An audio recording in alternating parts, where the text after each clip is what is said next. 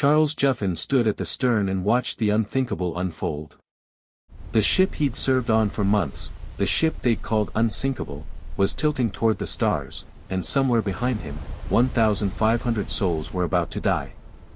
Hours earlier, when the iceberg kissed the hull, Joughin didn't panic.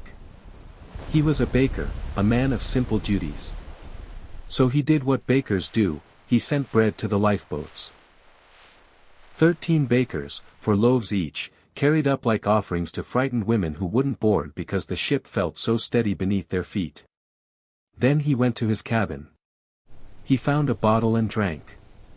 Not to forget, Joughin never forgot anything that night, but to steady himself for what he knew was coming.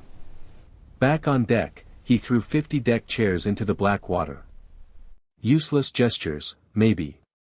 But they might hold someone. They might. When the ship began its final scream, he walked to the stern and climbed the outside rail. The great vessel rose vertical, a steel tombstone against the stars. And Charles Joughin rode it down. Not jumping, not running, just standing there as the sea came up to meet him. The water closed over the ship. Over thousands. But not over him. "I do not believe my head went under at all," he would later say. "It may have been wetted, but no more." Then began the long dark. 2 hours in water cold enough to kill in 15 minutes. Around him, the cries of the dying faded one by one into silence.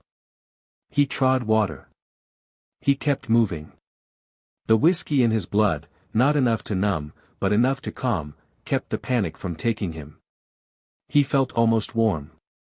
Dawn came gray and merciful. He found an upturned boat, crowded with men who had no room for him.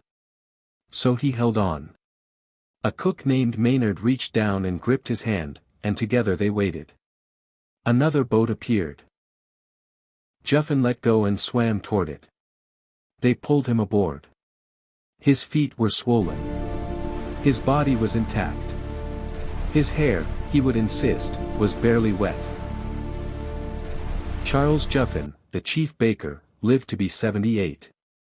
He died in his bed in New Jersey, decades after the night he rowed a dying ship into the sea and simply refused to go under.